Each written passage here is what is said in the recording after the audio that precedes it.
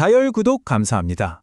자, 오늘은 우리가 너무나 당연하게 여기는 이 민주주의라는 개념에 아주 근본적인 질문을 한번 던져볼까 합니다. 기술이 세상의 모든 규칙을 다시 쓰고 있는 지금, 과연 우리의 정치 시스템만이 이 거대한 변화에서 예외일 수 있을까요?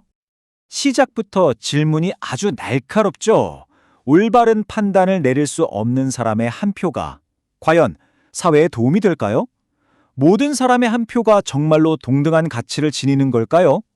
이 질문이야말로 오늘 우리가 파헤쳐볼 새로운 질서의 가장 핵심적인 부분이라고 할 수 있습니다. 자, 그럼 바로 뛰어들어 볼까요? 민주주의의 모순. 이건 사실 오늘 내일의 얘기가 아닙니다. 무려 2400년이나 묵은 아주 오래된 경고에서부터 이야기는 시작됩니다. 고대 그리스의 철학자 플라톤, 이분이 민주주의를 이렇게 봤어요. 겉보기엔 참 매력적인데 문제는 자격이 있는 사람이든 없는 사람이든 똑같은 권리를 주니까 결국엔 혼란, 무질서로 갈 수밖에 없다로 말이죠. 진짜 놀랍지 않나요? 2400년 전에 이 경고가 바로 지금 이 논쟁의 한가운데 있다는 게요. 이런 관점에서 보면 어쩌면 우리 모두가 플라톤의 동굴 안에 갇혀 있는 건 아닐까요? 미디어가 만들어낸 그림자를 진짜 현실이라고 믿으면서 정작 진실을 분별할 능력은 잃어버린 채 살아가고 있다는 거죠.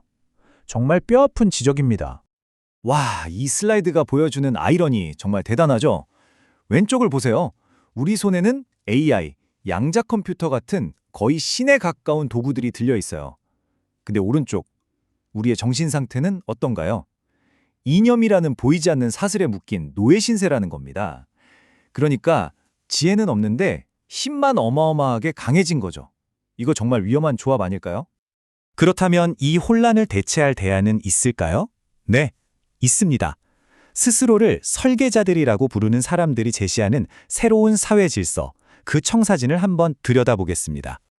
이들의 해결책은 바로 기술로 만든 처리노안이에요. 알고리즘 거버넌스라고 하죠. 그러니까 피터 틸 같은 사람들이 보기엔 대중의 감정적인 판단에 나라를 맡기는 건 그냥 파멸로 가는 지름길이라는 겁니다. 그래서 그들은 뭘 하냐? 인간의 편견이나 감정이 끼어들 틈이 없는 오직 데이터와 논리로만 움직이는 알고리즘 통치 시스템을 만들려는 거죠. 겉보기엔 민주주의처럼 보일 수도 있지만 사실 그 속을 들여다보면 철저하게 기여한 만큼 권한을 받는 능곡주의 사회인 겁니다. 이건 단순히 투표 방식을 바꾸는 차원의 문제가 아니에요. 시민이라는 것, 권력이라는 것의 의미 자체를 완전히 뒤바꾸는 겁니다. 자, 투표에서 검증으로 과연 어떻게 돌아가는 시스템인지 구체적으로 한번 보시죠. 자, 보세요. 두 시대가 어떻게 다른지 한눈에 들어오죠? 왼쪽, 우리가 아는 민주주의는 한 사람당 한 표죠. 근데 이게 결국 인기 영합주의, 즉 포퓰리즘과 비효율로 이어진다는 비판이 있어요. 그럼 오른쪽의 새로운 시대는 원칙이 완전히 다릅니다. 하나의 기여에 하나의 보상, 즉 여러분이 시스템에 기여한 만큼 딱 그만큼의 영향력을 갖게 되는 겁니다. 그러니까 이 새로운 시스템에선 정치적 권리가 그냥 주어지는 게 아니에요. 여러분이 직접 획득해야 하는 겁니다. 첫째, 내가 진짜 책임질 수 있는 인간이라는 걸 증명하고, 둘째, 이 네트워크를 더 강하게 만드는데 실질적으로 기여했다는 걸 보여주고, 이 두 가지를 통과해야만 비로소 시스템 운영에 대한 발언권을 얻게 되는 거죠. 시민권이 권리에서 자격으로 바뀌는 엄청난 변화입니다. 자, 그런데 이런 새로운 질서를 만드는 건 그냥 기술적인 문제만이 아닙니다. 이건 사실 전 지구적인 이념 전쟁의 한복판에 있어요. AI가 지배하는 미래 사회를 두고 벌어지는 두 가지의 다른 길, 개방형이냐, 통제형이냐의 싸움이죠. 이 표를 보면 두 철학의 차이가 명확해집니다. 서구식 개방형 AI는요, 혼돈이나 반대 의견 같은 것도 다 끌어안아요. 필터링 되지 않은 날 것 그대로의 현실 데이터를 먹고 자라죠. 목표는 당연히 자유와 혁신을 극대화하는 거고요. 반면에 중국식 폐쇄형 AI는 정반대입니다. 통제와 질서가 최우선이에요. 그래서 검열되고 걸러진 데이터만 주입하죠. 자, 그럼 결과는 어떨까요?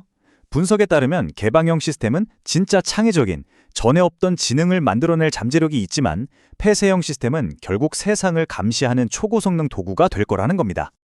자, 그렇다면 이 모든 길의 끝에 있는 새로운 파라다이스는 과연 어떤 모습일까요? 이 새로운 시스템이 말하는 자유와 평등은 과연 무엇인지 결론을 향해 달려가 보겠습니다. 이들이 궁극적으로 만들고 싶어 하는 건 바로 실질적 민주주의입니다. 이게 무슨 말이냐면요. 우리가 투표라는 불완전한 과정에 매달리는 대신에 자유나 공정, 평등 같은 민주주의의 결과를 편견 없는 코드가 직접 보장해주게 만들자는 거예요. 과정을 건너뛰고 결과로 직행하자는 거죠. 굉장히 대담한 발상입니다. 여기서 거버넌스는 우리를 억압하는 통제가 아니에요. 오히려 효율적인 관리에 가깝습니다.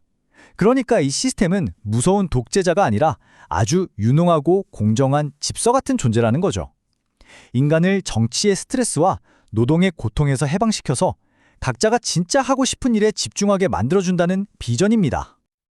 그리고 이 모든 약속의 핵심은 바로 이 숫자 0에 담겨 있습니다. 코드가 법이 되는 시스템. 여기서는 인간의 편견, 학연, 지연, 부패 이런 것들 때문에 여러분의 기회가 막힐 일이 단 한 번도 0이 된다는 겁니다. 완벽하게 공정한 기회, 시스템적인 불평등의 완전한 해소, 바로 이걸 약속하는 거죠. 자, 마지막으로 이 질문을 여러분께 던지면서 마무리하겠습니다. 만약에, 정말 만약에 완벽한 코드가 여러분에게 절대적인 자유와 완벽하게 공정한 기회를 보장해 줄 수 있다면 그래도 굳이 투표를 해야 할까요? 어쩌면 이 질문에 대한 여러분 각자의 답이 우리가 맞이할 미래의 모습을 결정하게 될지도 모릅니다.